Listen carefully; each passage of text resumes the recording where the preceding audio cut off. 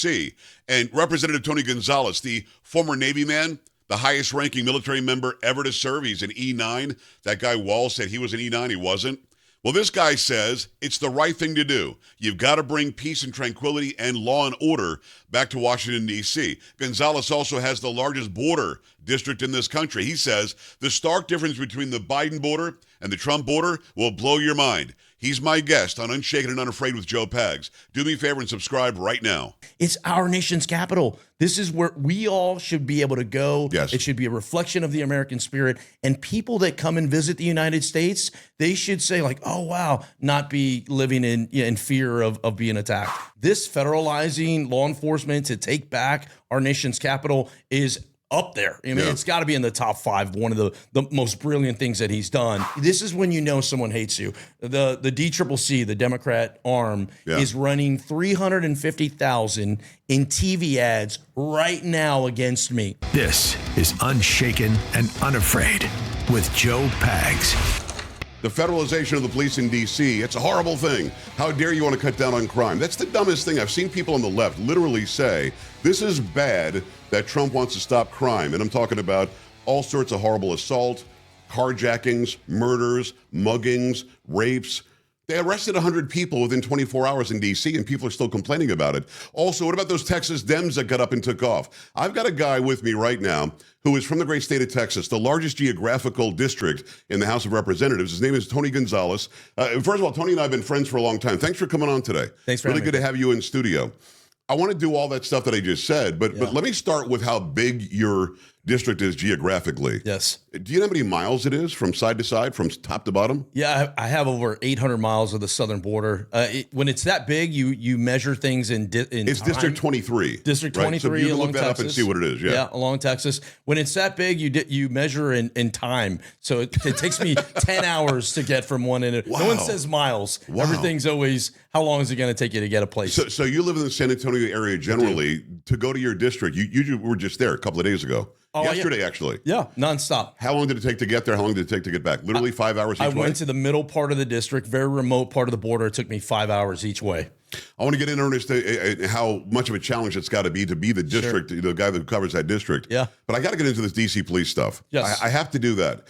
Washington, D.C., they've been fudging the numbers. There was a guy who's the commander who's been on leave since May, who allegedly has been fudging the numbers in D.C., saying that crime is down 35%, it's down 26%, murder's down 8%. Turns out none of that's true. Right. Turns out he was just cooking the books to make it look better. Yeah. What's going on in Washington, D.C.? You live there. You and I both know Henry Cuellar. Yeah. He's a Democrat from here in Texas. Carjacked not that long ago in D.C. Yes. You had a staffer from Doe's just had the snot beat out of him Yes. in an attempted carjacking. So Sam and I have been there. My daughter and executive producer and I have been there recently. Yes. But we went to the very safe place and went to the White House and then went back to the hotel.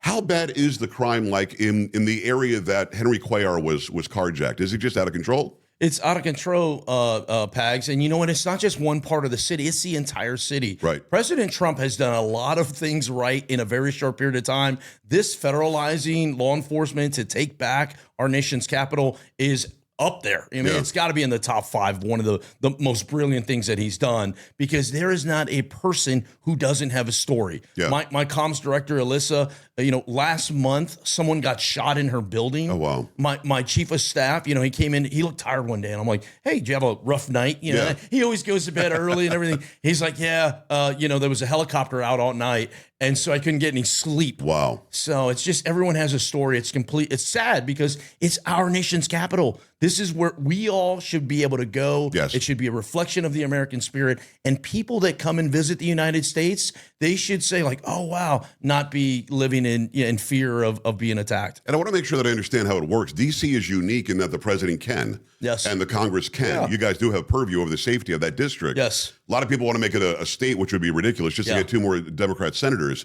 That doesn't make any sense. So for him to go in there and say, let's cut down on crime, and for there to be any pushback, what does that tell you politically? It's a city of politicians that want their way or the highway. How dare you come in and make it safer? Because then Trump will have to, and then you will in Congress, because you're for this. Yes. I, as a mean conservative talk show host, will get credit for doing something good. Is that really what it is? The pushback is because we can't have you have a win? even if it makes people safer? I think a lot of it is, no matter, and you're seeing this crazy. this deranged Trump syndrome that no matter what the president does, they're on the other end of him, even when they know for a fact that the city is unsafe. They'd rather make up numbers than just go, you know what, now's the time for a reset. I always try to look for opportunities to go, hey, how do we work together? How do we work with? That's not what we're getting in D.C. And I love President Trump's approach is like, I'm either going to do it with you, without you, over, under, through you. Our nation's capital is going to be beautiful again. It's District 23 Republican, great state of Texas, Tony Gonzales. It's funny because the legacy media isn't agreeing with the left. The legacy media, ABC, had a host that just came out and said, I just had somebody, robbed or mugged near me, or I had trouble getting into my car. On MSNBC, somebody said, man, I really can't stand Trump and his policies, but this is a really good thing. You know what I mean? So it's one of those things. Listen, when Obama was in office 8 years, I felt he was a horrible president. Sure. But there were 3 things I agreed with him on, and I said so on my show. And I said so to my family, and I said so to my friends. Yeah. When you say, yes, take out the pirates off the coast of Somalia, I'm okay with that. Yeah. When you say, yes, take out bin Laden, I'm good with that. Yeah. I'm not going to argue, don't take out bin Laden because it's Obama. That's stupid. Yeah. So can we get past that? I mean, is there enough of a crack in the legacy media to where they're taking your side in mind, even though they don't want to? Is there enough of a crack there that people who follow them religiously will go, maybe it is a good thing that we're going to clean up D.C.? I do. And honestly, Pags, I think it's shows like this. It's where you have these podcasts that are going and telling real stories. It's forcing legacy media to not just give the 30-second soundbite. Right. They have to explain. And when you have, once again, when everybody in D.C. has a story, regardless of political party, regardless of how much money you have in your bank account, wherever you live, you have a story. And when it is legitimately unsafe, this is where, once again, the president is crushing it. And he's absolutely hitting a point that resonates across the political spectrum. I appreciate U.S. Representative Tony Gonzales being here with us on the podcast. Finish up on D.C. this way. The left, the one complaint they think they have, what are you doing with the homeless? He's throwing the homeless away. Caroline Levitt came out yesterday and said they're going to get an opportunity to get addiction help, mental help, go to a homeless shelter, and if you won't, you'll be fined and you'll be jailed. Yeah. So you've got all these opportunities now to better yourself. There were 72 homeless encampments in D.C. Before a new law that happened. They got rid of 70. There's still 2 in some national park there in Washington, D.C. Yeah. And people are concerned that the homeless won't be homeless anymore. It is so, Tony, make me understand these people are fighting to keep these people homeless. They're getting opportunity now that they didn't have. This is where I'd say this too. What about the people, I work there. I try to get the hell out of D.C. as fast as I possibly can, right? So to have some of these Texas Democrats flee to D.C., I'm like, I'm fleeing the other way. I'm fleeing from D.C. You're fleeing Texas to go to D.C. But it's not fair to the people that live there. Yes. The people that genuinely live there, wherever it is, whether it's L.A., whether it's New York, San Antonio, Austin, wherever you live, at the bare minimum, your local government should have safety as one of its top priorities. Right. And if it doesn't, you know what? If the federal government is going to come alongside and do that, I'm okay with that, and so are a lot of other people. We're early in the takeover of the police, the federalization of the police there. I think that you guys in Congress have to extend it if it needs to be extended. It can't just be Trump, unless there's an emergency that he declares. Sure.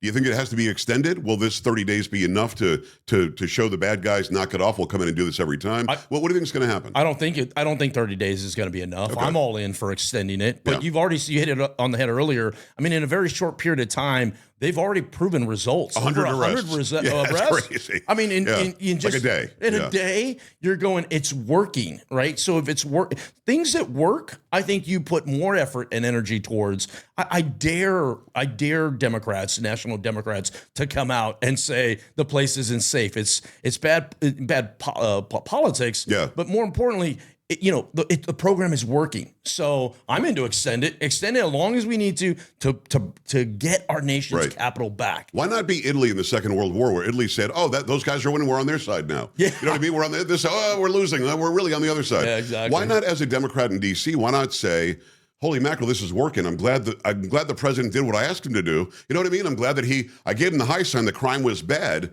This is so cool that he came in and did what I wanted, reelect me. Yeah. Why aren't they smart enough to do that? I mean, if you co-opt it, Yep. and it's a good thing for all people, Yeah. that's okay. And I think Trump would say, yeah, Bowser's been really good, Yeah. or the police chief has been very smart, or fill in the blank person who's in leadership there has heeded the warning, Yeah. and now they're on the good side. He's done that. He had Gretchen Whitmer from Michigan standing behind him really at some did. meeting, right? He really did. And you know, she was smiling behind him because she, at least wisely, said, I better get on board with this one or something will look really bad. Why do you think they don't do that? Just digging in and not being movable isn't smart. They can't help themselves in some cases. But I mean, President Trump today came out and said, hey, look, on the budget, we get back and the government shuts down in a few weeks if we don't pass a budget. Right. President Trump was like, I'll meet with Schumer. I'll meet with Jeffries. Right. Probably won't go anywhere, but I'll meet with him. That is a night and day difference than what we had in previous administrations. So whether they come alongside or not doesn't matter. Yeah. Right. In the House of Representatives and in the Senate, we Republicans have the majority, and we're gonna do what we need to do, and that's keeping. If the president wants to keep DC safe, which I'm all about, yes, let's do it. We don't need any Democrats. This is where voting matters. Yeah, I love that. It's Tony Gonzales, District 23 Republican, great state of Texas. Let's talk about our state. Yes. You've got 150 members of the House of Representatives in Texas. Yeah. You need a quorum to be able to vote on legislation. You need 100. 13, I think, are still missing.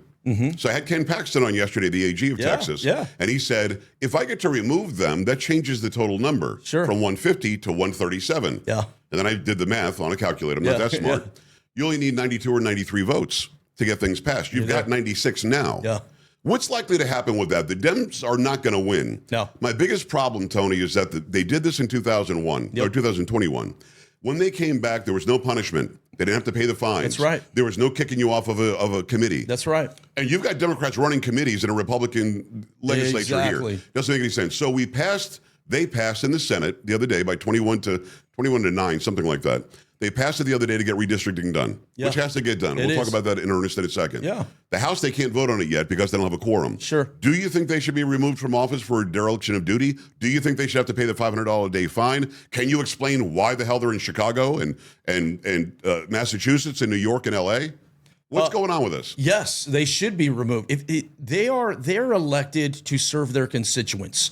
Their constituents are not in Chicago. Yeah. They're not in New York. They're not in D.C. They're not in L.A. Right. All places I, once again, normally flee from, not, You don't flee to them. I don't, right. When I'm in Chicago, I'm trying to get through Chicago and back home. I'm not going, and so there has to be repercussions for their actions. Yeah. And you hit it right on the head. Okay. In the House of Representatives, the U.S. House of Representatives, while the margins are tight, every Republican every chairman is a Republican. Yes. Okay. It's always been that way. In the Texas House, the numbers are much different. It's 2-1 Republicans to Democrats. Way bigger. Yeah. Way bigger. There's 42 chairmen and subcommittee chairmen, and out of the 42, 6 of those are Democrats. Explain that to me. Exactly. So what I would say is you have so to me, the governor has a very strong hand. Governor Abbott has a very strong hand. I'd start with those 6 right there. Yeah. And I'd be at, what's more important to you? Play national politics and try to score some points, or come back, do your job, have some influence, deliver for your constituency, wherever that is, or lose your subcommittee chair. Yeah. To me, that is a reasonable request. Yeah. Hey, look, I gave you the first session to go pop off and do whatever you need to do, but session 2, you better get this done. If not, there has to be repercussions. Otherwise, well, they won't stop doing it. They won't stop doing it because they say it's about protecting democracy because of redistricting. It's not. It's not. First of all, we're a representative constitutional republic. We're not a democracy. But having said that, using this tactic on this that they say is ultimately important because of the Constitution, why won't they do it for school choice? Exactly. Why won't they do it for whatever law that we want passed? That's right. So when the Republicans look at Democrats in the House in this state as a voting bloc, I think that's a major problem, Tony. Yes. Don't. You guys have no say. That's right. You're not in charge. That's right. You didn't win. Elections have consequences, said 100%. Barack Obama. To the victor go the spoils, whatever cliche we want to use. Yeah. Why do you think they've given them any power, even a little bit? Because this is, I think, made their ego grow, and they go, we're going to go to L.A. and force you to do what we want. They're going to lose because Abbott can keep on doing special sessions until he gets what he wants. Yeah. Why do you think they did that? I mean, my background's military. Yeah. And I served in the military, and then I went right into Congress. So I don't really understand the Texas House culture or their way of thinking. But my thought process in that, so kind of from an outside looking in, is it's your job to be a reflection of the people. Absolutely. And if you are not a reflection of the people, something has to change. And right now, the Texas House Democrats are not a reflection of the people. No, they're a reflection of their own wants and desires. Yeah, exactly. And that has to change. How that changes, I leave that up to the governor, lieutenant governor, and the speaker of the House to make some changes. But we, the people, we that live here, we deserve for them to come back and do their job. And I know redistricting is getting a lot of the attention. Right. But you and I were in Kerrville, several weeks ago with President Trump and damn near everyone from the cabinet. Yes. There are important things. This flooding, this flash flooding, absolutely tragic. But you know what? The money's on hold because they're not here. Money's on hold. Yeah. And so it's not only politics. These Democrats are playing pure politics when there's also very important policy that has to get done. And you know 100%. what? If you don't want to do the job, I get it. You don't want to do the job, then maybe it's time for you to lose your seat, get out of the spot. I would think so. Just to finish up on redistricting, they keep on saying that they're trying to get rid of black and brown people, which is kind of stupid. And I always bring this up because they say that you have to have a person that looks like the district, which isn't true. Sure. Colin Allred is a U.S. representative. Yeah. His district is 73+% white. Right. I guess he should give his job up, Tony. I don't know how that works. But at the end of the day, you're talking about 5 new districts that will vote Republican. And you and I talked about this briefly before we started. 4 are going to be Hispanic. Yes. Hispanic population-wise, demographically. Yeah. So you might get 4 more Hispanic representatives. Who knows? But they're not talking about that, because if you talk about that, then it becomes revealed that Gonzales isn't really a brown person. Gonzales isn't Hispanic. He's a Republican first. That's why it's important. Yeah. What do you think of that game? Do you ever fall for that, where people like Jasmine Crockett will always go after ethnicity or race or ancestry first, and then ignore a guy like you who happens to be Hispanic, but you're also a conservative guy? What do you make of that? I think they have a losing cause, and anyone who is an American sees right through that. And you know what? I go back to my military service. Yeah. Nobody talks about your ethnicity. Nobody talks about where you're from in the country. Right. You have a U.S. flag on you. Mm-hmm. You're serving a mission, and your job is to get the job done. Period. Right. Set your emotions aside, your politics aside. I don't care about any of that. Right. When I was a Master Chief, I'm like, figure it out. Let's get to yes. So this whole notion of racial politics, I think, is comical because this is my 3rd term now. My first term, I was the only Hispanic Republican in Texas at the congressional level. Now we have Monica De La Cruz, which I think is great. We had Myra Flores for a short period of time. Who's running again? Hopefully she'll come back. We need her to come back, and there'll be others as well. So the Democrats, it's all fun and games about race until as long as it's Democrat Hispanics. Right. Republican they hate me, Pags. And you know, this is when you know someone hates you. The DCCC, the Democrat arm, is running 350,000 in TV ads right now against me. A year and a half before the midterm? It is August of the off year. Wow, they're scared of you. And you know why they're running it? Because I voted in favor of President Trump's one big beautiful bill that doesn't raise our taxes, gives the president billions of dollars for border security, all these things that he got elected for, and why Congress is there to deliver. Democrats are furious. They hate the fact that I helped support that. Has a Democrat ever told you, Tony, why they want the border to be open? No, they always why they just want they want to pick people up at the border and drop them in the middle of the country. And they say, well, whatever, we're missing 320,000 kids, no big deal. They're literally working as an arm of the cartels. Yeah. Is there a reason? I know it's not a valid reason. Yeah. Don't get me wrong. There can't be a right reason. But has anybody in Congress come up to you and said, hey, Gonzales, here's why I want to do this? You know what? There's some of them. There are some of them that they fundamentally believe in open borders. They just don't believe in borders. They don't believe in borders. And that was probably the hardest thing. When I got in office, a military background, I'm thinking we're all on the same team to accomplish a mission to make America better, right? How you get there, you maybe have different ideas. Yes. But the end goal is to make our country safe and prosperous and thrive. And then I started figuring out, oh, wait, you're not on the team. Right. You don't believe in that. You want to tear us apart. You want to Right. divide us in different categories for, race or politics or whatever, however you want to divide us. So there are some people, you mentioned some of them earlier. Yeah. There are others too. They fundamentally hate our country. They fundamentally crazy. view it through a different lens where they don't believe in borders. Everyone should come over here, and it's chaos, man. Well, we should say their names. I'm going to say a name, Delia Ramirez. Yeah. Delia Ramirez is a U.S. representative from Illinois. She is what we define as an anchor baby. Both of her parents were here illegally when she was born. Had her, she became a natural-born citizen. By the way, the 14th Amendment is right now. She's married to a guy who's here illegally. He's a DACA recipient. Deferred adjudication for childhood arrivals. They just kept, every 2 years you pay a fine or you pay a fee and you just get to remain here, have semi-legal status as an illegal alien. Crazy. She went to some Pan-American get-together and literally said, I'm Guatemalan first. Yeah, I know. And American second. Or I'm Guatemalan before I'm an American. Sure. What do you make of that? Somebody who is supposed to be a representative of a district in Illinois, for God's sakes, going to a speech openly on camera, on microphone, saying, I'm not what I represent. I represent something different. Then you've got Ilhan Omar, who literally said, I'm going to do the work of Somalia first in Congress. Exactly. What do you do with people like that? I don't know them personally. They might be great people. But when you say something like that, I'm going to take you at your word that your allegiance is into our country first. I think it's pretty simple. You have to get rid of those people. Yes. They have no business being a reflection of America in Congress. Yeah. Zero reason. Whether that's Minnesota, Illinois, doesn't matter. Once again, everyone should be rowing in the same boat for America. And they'll argue about some stuff on the minutia, but we all are pro-America first. And if you're not, it's not much to ask out of a representative, exactly. is it? If you're not, you need to be gone. So that's the part that is frustrating. Is there people that are not on at all on the team, and you just got to beat them. I want to go back to DC crime for a second because I think it was you. Correct me if I'm wrong. I think you're the reason why we know the real crime statistics. Yeah. Weren't you the guy who said, hold on a second. Yeah. Biden's saying the crime is down like by double digits. Yeah.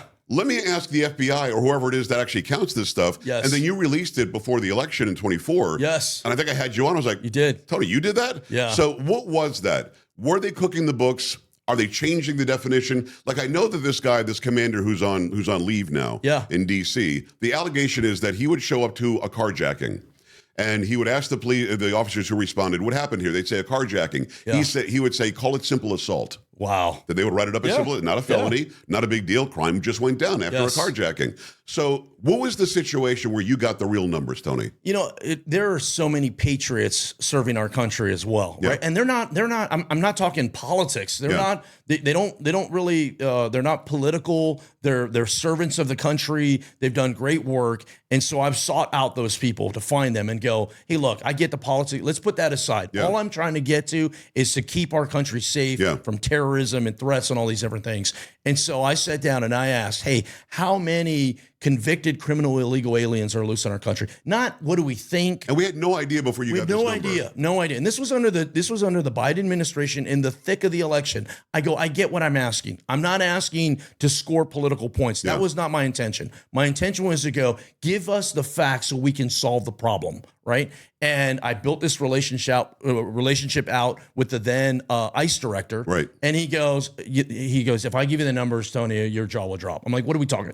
5,000, 10,000? Yeah. He goes, hundreds of thousands. Crazy. The number was 662,000 convicted criminals. Right. People who have been convicted of doing something in a court of law, both here and in their home country, or just here? Yeah, just here. Yes, I mean, so you can add to that those who were convicted in their home countries that we didn't even know about. Absolutely. So it was just absolutely mind-boggling. So we got those numbers out. We released it. The big, to me, one of the most important jobs that I have is to bring transparency to our government. And you did with that. How much trouble did you get in? Did people give you a really hard time over that? They were all over me. How dare you? They were going nuts. They couldn't argue the numbers, though. They were real. Nuts. Yeah. And I thought it was a huge, and you know what? What was it, 15,000 murderers? Yes. Something like that? Yeah. And you know what? It gave validation to everything President Trump was saying. Yes. President Trump had been on the trail saying these things, rightfully so. Yeah. And gaining traction with people. And then all of a sudden that gave data behind it, factual data from an so glad you institution did that. under the Biden administration. Well, it gave me something that I could use as a talk show host, as an information person, Yes. as a communicator, because we knew that there was a problem with crime, Right. and that criminals were coming across the border. But the old standby by the left is immigrants do crime at a lower rate than American citizens. They don't say illegal immigrants. They don't say illegal aliens. They say immigrants. Right. So they're putting all the people who came here legally every year into that mix as well. But if you break it down, even if one immigrant who came here illegally committed a crime, that's one more crime than we would have 100%. had. So I don't know why there was an argument there, but when you expose those numbers, and again, I thought it was like you, I thought it was a few thousand. Probably have 2,000 or 3,000 murderers, really bad guys. Let's get them out. 15,000. It's nuts. How many rapists? Tens of thousands of rapists. How many people who drove drunk and killed somebody? I mean, you're looking at 600,000 incidents that didn't have to happen. You don't know how many incidents each one of those people did. Right. There could have been 2 or 3 each. That could have been millions of incidents that wouldn't have happened otherwise. And I'll add one other thing too. Is Secretary Noem testified before my committee maybe about 2 months ago or so, and I asked her. I was like, "Hey, I had these numbers as of July of last year, it was 662,000. I asked her, has that number increased, decreased?" And she goes, "That number has increased." So when President Trump talks about, I'm going after the worst of the worst, I need the funds from the one big beautiful bill in order to go out and accomplish this. And DHS goes out and creates these task force and rounds up these pedophiles in Los Angeles and New York and Chicago and other places. It is because the numbers are there to support it. So it's not just I want to wake up and do this. They're genuinely making our country more safe. And that's what we want, and that's what we need. And nobody's against immigration. You and I believe in immigration. My grandfather came from Italy on a boat in 1928 with his brothers, and they started building stuff on Long Island. But they had to go to Ellis Island. They had to prove they didn't have bubonic plague. They had to prove that they didn't have any weapons. They were going to try to blow the place up. And they became members of society. But back then, you also had to bring like a trade. You did. How will you help America? Exactly. And who sponsors you here? Now, just anybody and everybody should be able to come in. And if you argue about it, you're a racist. So are we post that? Like, woke seems to be going away, Tony. Yeah, it is. And that's a part of woke, that you're a racist if you believe in borders. Yes. So is that starting to go away? Are you feeling that like I am? I am. It is. Yeah. It really is. And I've been saying this for years now. 9 out of 10 people that claim asylum are not going to qualify for asylum. Right. So and Joe Biden knew that. They knew damn well what they were doing, but they were just trying to get people in, because then their court case was 2, 3, 4, 5 years later. And by that time they had a child, they had bought property, they had a life. And now you're kicking families out. You're separating families. You're a bad guy then, right? Exactly. That's the game. So what President Trump is doing, it's emotional. Don't get me wrong. Yeah. It's an emotional topic. It is. There's sad stories. I get all that. But what President Trump is doing is going, I gave you your day in court. You didn't qualify for asylum. So guess what? We are removing you. Yes. And you know what? If you and I break a law, if we get pulled over for speeding, we don't get to say, hey, oh, sorry about that. No, you I've get tried a that. ticket. It doesn't work. Yeah, I've tried that a lot. So it's like, if Americans have to follow rules, so should everyone else. But he's been unbelievably compassionate. And he has. This isn't just, I like President Trump. I've interviewed him a bunch of times. That's not why I'm saying it. I'm saying it because it's true. When you say, I'll give you $1,000 to self-deport, and then you can start the process of coming back legally. Yes. What's the question? You know what I mean? And those who didn't take advantage of that, that's on you. You don't get to just stay here. What do you think the goal was of Otto Penn's administration? Was the goal to let them all become citizens and vote? Absolutely. Absolutely. I don't see how it was helping us any other way to put people on entitlements and welfare and Medicaid, and they get to stay at the nice hotel in New York and all that, free flights wherever they wanted to go. So that was the goal, just to keep power? That was a goal. And the other thing was money. There was a lot of money. It turned into a whole industry. I mean, where there were, these NGOs, they used to do God's work. They used to go and help, the homeless and veterans and underage women that were pregnant. All these very, very needed places that government couldn't go to. All of a sudden, they all got into the smuggling business. Is what it turned out to. Basically. And they were making billions, right? So it turned into this industry, this complete industry. So it was all very orchestrated and calculated. All that's gone. I mean, President Trump is stripping it away layer by layer. And it's, in my eyes, it's Congress's job to make sure we codify these policies, not short-term, long-term. Couldn't agree more. It's District 23 Republican, great state of Texas, Tony Gonzales. So let's talk about your trip to the border recently. Yes. You went down there, historically and famously, you went down there with Elon Musk. Yeah. Elon Musk, who I can't get a hold of. You got to hook me up with his number or something. I'd like to have him on the podcast. But you go down there because he wanted to see firsthand what's really going on. Yeah. And I think because of your visit, that's when he started backing Trump. That's when he really started injecting money and saying, we've got to fix what's wrong with our country. Yes. So tell me about that day and what you saw, because generally when a dignitary comes in, it's cleaner than it normally would be. Fewer people coming across. But I remember you were talking to people who were angry, who were law enforcers who couldn't do their job. Yeah. They weren't allowed to. And people were flowing across the border. Yes. Compare that day, and I just want you to go for a minute if you don't mind. Okay. To what you just saw yesterday. Okay. Because from what I understand, it's night and day. A night and day, an absolute night and day difference. And Pags, I had hosted dozens of delegations at the border by the time I'd hosted. Did Democrats ever go with you? I got 2 Democrats to go. Two Democrats to go with me. And and they were willing to see it, but 2 out of 400. But a lot of them didn't want to see it. They didn't want to talk about it. Right. So I'd hosted dozens. I'm talking hundreds of members of Congress and prominent folks down there, and I really felt I hadn't gotten anywhere. Us that lived it, we knew what was happening, but it couldn't break through. And so I'm like, okay, I got to think outside the box here. Who can I bring that can elevate it to a completely different level? And I go, that was a smart move. I'm like, he's the guy. This was several years ago, and I'm going, Elon's the guy. And at that time, he was starting to be more curious in different things, right? Not just technology. He was getting more involved in it. So I reached out to him and I go, I'd love to host you. And he's like, I'm in. So we set it up. It was interesting. It's Eagle Pass. He flies into Eagle Pass. And he has this. How does he fly? He flies with his private jet or something? He flies in his G550, which I don't know jets very well, but I'm there at the airport waiting on him, and I'm waiting on him, and I'm talking to the airport guy, and he's like, "Hey Tony," because I know all these guys, right? And he's like, "Hey Tony, I don't know who you have coming in today, but I've never seen a 550 come in." I was like, "Is that a good one?" He's like, "Oh, that's a good one." so Elon gets down. And this is what was cool about it, is we get down and my pickup truck's out back. Saw it. He hops in the pickup truck, right? My F-150. You guys did like a live stream from there. Like, what are they doing? Yep. He hops in my pickup truck. He's got a security guy in the back seat. I got richest man on the planet. He's just riding around the pickup truck. And he's got my district director Jalen's in the back seat. And we're driving, and I'm just chatting with him. We're just having a chat. Yeah. He's asking questions. Had you met him before? I had. I'd met him before a couple of times in passing. Yeah. Wasn't like that, though. And it wasn't this whole, I'm going to come down here, take a selfie, and get back in my plane and leave. Like, it was a whole, day. Like, we're on the ground. He's in my pickup truck. I'm giving it to him raw, unfiltered. Yeah. And, he asked a question, and I thought at that moment, I could see the light bulb go off. Yeah.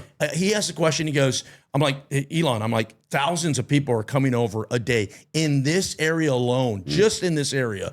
He goes, wow. He goes, how many are getting sent back, right, of that thousands of coming over? I said, 0. He said, 0? You're releasing all of them in the interior. Not 1, not 2, not 10. Yeah. 0. I'm going 0.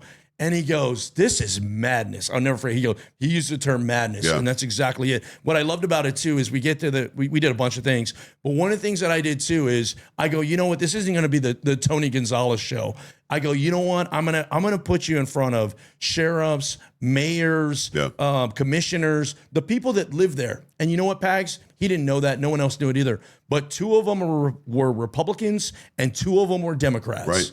And you know what? Didn't matter. Didn't matter. Yeah. They're all were saying the same story. We don't feel safe. Our lives are turned upside down. It's chaotic. They were Hispanic. They were Anglo. Like it was just people. Right. And here he is with his phone, and he's live on X. Yeah. It got like 150 million views. It was absolutely insane. Yeah. But I thought that was a moment where it shifted. Well, it did, because suddenly people who had no clue were getting the clue. Because the legacy media won't cover that. Yeah. They didn't show any of that. And they said they're just little kids and their families and their mamas looking for a better life. How dare we kick them back? Turns out it wasn't that. It was something very different. You know what was also? We're under the bridge. There's literally hundreds of people there too. Like hundreds. Just waiting to go. Just to come waiting. In. So it was like, it wasn't just, we're talking about it. We were talking about it as it was happening live there on the scene. You're like, and look at what's And what was the process? Like, DHS would say, where would you like to go? And they'd give them a plane ticket? That's pretty much it. What is that? Oh, it was madness. I mean, the federal government was the last chain in this smuggling route. And I fought like hell to stop that, to expose it and to stop it. And you know what has changed between the Biden administration and the Trump administration is instead of the arrow getting pointed this way to, you go to Houston, go to LA, go to New York, go to Chicago, the arrow is pointed the other way. Yeah. We're sending you to Guatemala. We're sending you to Honduras, Venezuela, wherever it is. And you've been down there. You've talked to world leaders from down there. I have. What are they saying? Are they happy to take them back? Do they understand that we're serious about it? This is where President Trump is the ace in the hole. Before there were some leaders that were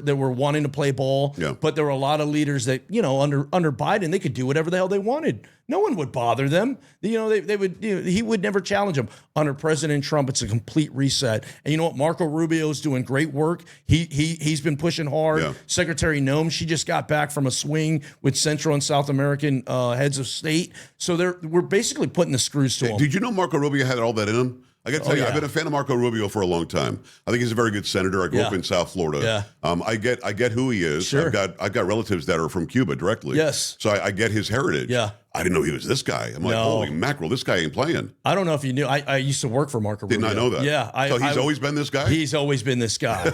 And you know what? This is his dream job. Good. Secretary of State. So, when you have your dream job, it's not like working. You're not working. Absolutely. And so I he's live it all every in. day, Tony. He's all in for President Trump. Good. And the fact that we've been able to deliver so much so fast, but it's not enough. Like, we need more, right? The country was in a very bad spot. So we got a lot of ways to go. So let's go from your visit with Elon at the border in Eagle Pass. Yeah. And now today, you were there yesterday. Yeah. 5 hours there. Sure. 5 hours back, and you pick him up truck.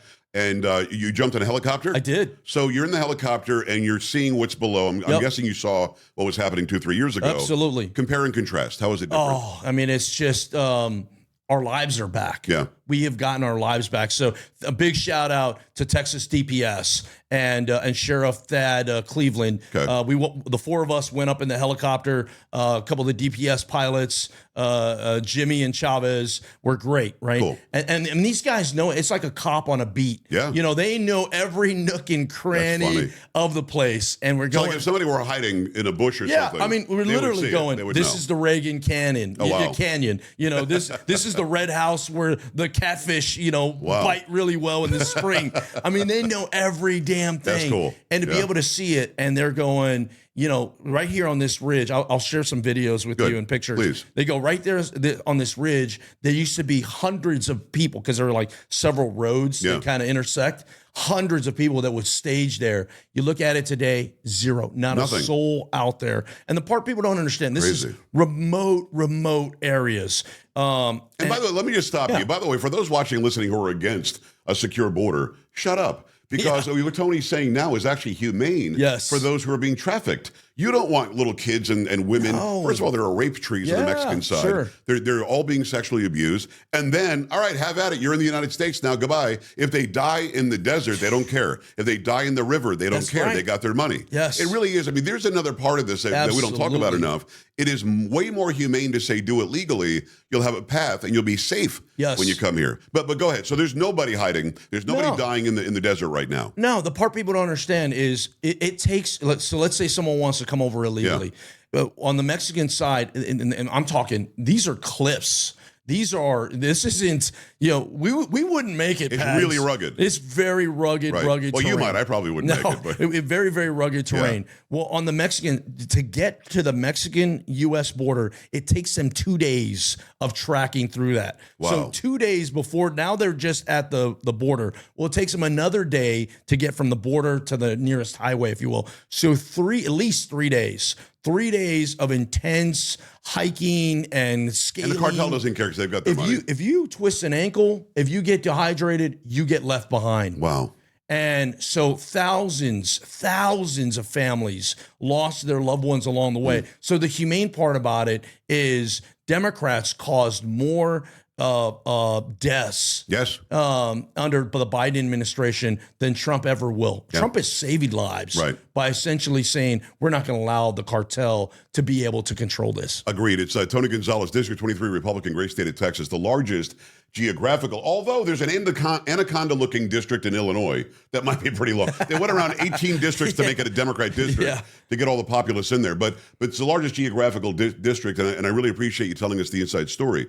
When it comes to what was in the big, beautiful bill, I remember the word garden. What's the first word? Yeah, Stone Garden. Stone Garden. What the heck is Stone Garden? How much money is it, and how does it help the people in your district? Yeah, we got... or all of us out here, actually, because of the border. The one big, beautiful bill, what I appreciate about what we were able to get in there is $450 million for Stone Garden. These are federal grants that go down to the local level for law enforcement officers that are operating in this space, just like that sheriff I mentioned to you. Yeah, right. And so when it happened, that was a big part of it. Really, really proud of that. Were they getting any support under Biden? Because the sheriffs at the border, I've talked to them.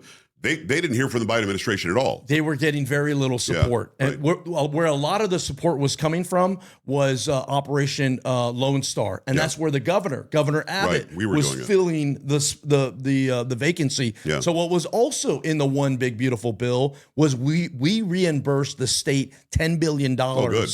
Great. So essentially, for everything that Texas did to fill the gap over the last several years, they got reimbursed in that one big, beautiful bill. And now you pay it forward with the current federal Stone Garden grants to keep it going. Because to be frank, it's not fair for Texans to fit the bill on this. We have the flooding. We have lots of priorities in this state. Our property taxes. I mean, they're way too high. They're way too high, right? Way too high. They're way too high. There's a lot of things that Texans should be able to do with our money. Yes. It's not fair for us to fit the bill on this. So, in that was reimbursement for that. And this is why, once again, why the Democrats are attacking me. Yeah. Because they hate the fact that, under President Trump's leadership, we're now solving things. They need you out, huh? They're injecting money. They'll never win. They're not going to win. They're not going to. I think you're doing a great job. Thank you. When it comes to Stone Garden, how do they do it? The sheriffs along the border say, I need this money to do this, or I've done this, reimburse me with the money, or can it be both? It's usually the first part. Okay. They will put in an application. These grants open up. They'll put in an application. They'll ask for gear. They'll ask for. It's usually either gear or personnel. Do they work in conjunction, like on a daily basis, with Border Patrol? 100%. Really? That's the number. I mean, you know what? I'm glad you Nobody mentioned knows that. That is the number one thing that my takeaway was. It was seamless here in Texas. Whether you're Texas DPS, whether you're a local sheriff or local law enforcement, whether you're a federal agency, ICRO, or Border Patrol, you would think that they were all wearing the same uniform. That's cool. It was no daylight. Yeah. They're talking back and forth. The bird, the helicopter was a state asset. I'm a federal. I'm a federal representative on a state asset with a local sheriff. That's the way it should work, Tony. That's exactly the way it should work. But it didn't work that way, did it? No, it didn't. Under Biden. No, and these other states still don't do that. Arizona, New Mexico, California, New York, the madness where they're trying to fight the federal government to keep us safe, that's crazy. Thankfully, we're blessed to live in the beautiful state of Texas. Yeah. We have a very unique system that I think others should replicate. Let me finish with this, and thanks for all the time. I really appreciate it. We should do this again. Thank you. It's Tony Gonzales, District 23, Republican, great state of Texas.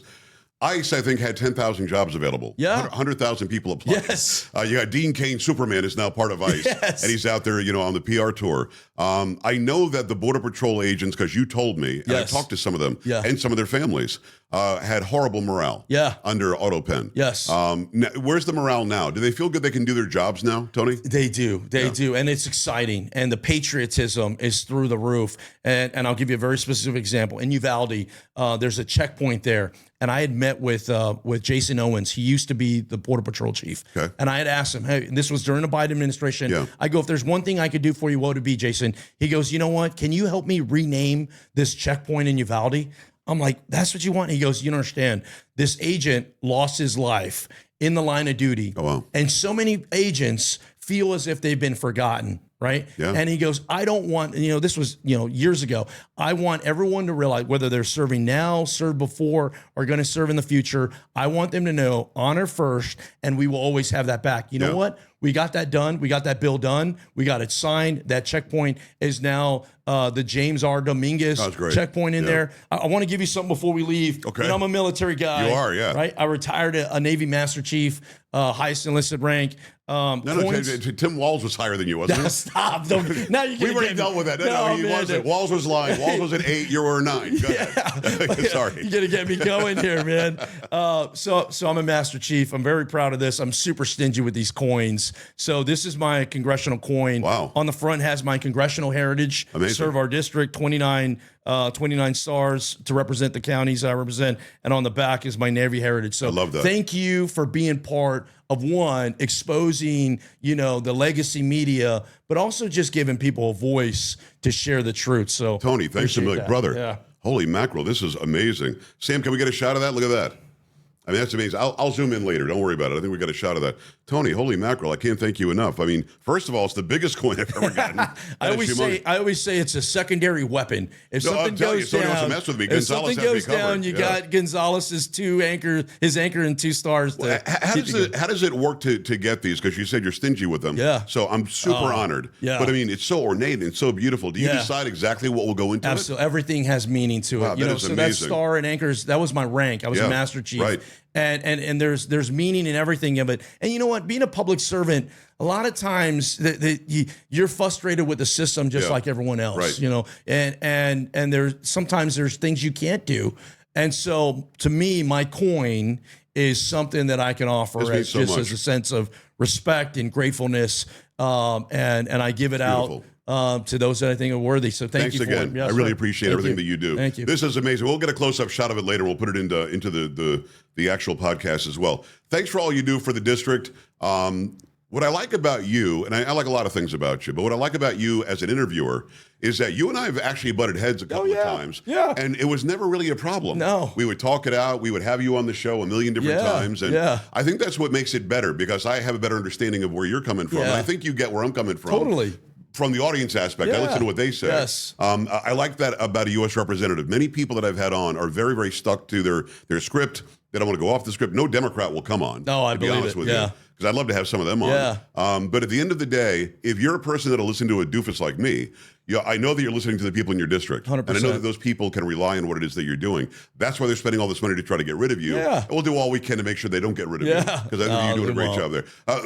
Last thing. Yes. Any aspirations past that? You want to be a senator? You want to be the president? What do you want to do? I don't. You love what you're doing now? I don't focus on any of that. My job is to represent my district to the best of my ability. But you know what else? You can do as much or as little as you want in this district as a member of Congress. I'll give you an example. I'm going to Alaska here in about a week because the Coast Guard does a lot of great things with icebreakers. So I got a great job. I love my job. Cool. It's wonderful. I'm going to keep serving for as long as people want me to. We've got 3 stations in Alaska. You can listen to us in Alaska. Yeah. All right, I said one last thing, but now you said Alaska. How dare you? Yeah. As we're doing this, tomorrow the president meets with Vladimir Putin. Yes. The left doesn't really want him to. Yeah. And I don't know why. Why wouldn't you want to sit down and tell the guy stop killing people? So what do you hope comes out of that? Trump is a master negotiator, without a doubt. But you might have to give up some land to Russia to make the bloodshed stop. What do you think is going to happen? Give me some predictions here. President Trump has already won this negotiation. Okay. He's already won before anything's occurred. You know why? Because Vladimir Putin is meeting in the United States of America. Period. True. Yeah. And you know why he's not doing that because he won. He's doing that because he has a weak hand. Yeah. And President Trump has a strong hand. So I trust I trust President Trump's instincts. Yeah. I trust his ability to negotiate, and I trust his fact he's trying to bring peace to the world. You've seen this all over the place. Yeah. He is bringing people together that otherwise, are killing each other. Yeah. He doesn't believe in wars, and he believes in peace, and he's already won. Yeah. He's already won in many cases. I didn't think about that. Yeah. We're not going to Russia. We're not going to Petrovskaya.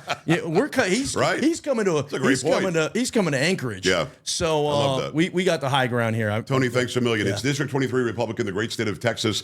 Tony Gonzales. Go and follow him on all the social media sites. Go on X. I think it's Tony Gonzales on X. We follow each other. Yep. Also, Rep Tony Gonzales. Go follow him there as well. And do me a favor. Make sure that you share this interview. All the insight you just got was straight off the top of our heads. We have nothing written down. This is how we do it on Unshaken and Unafraid with Joe Pags. And make sure you subscribe before you head out.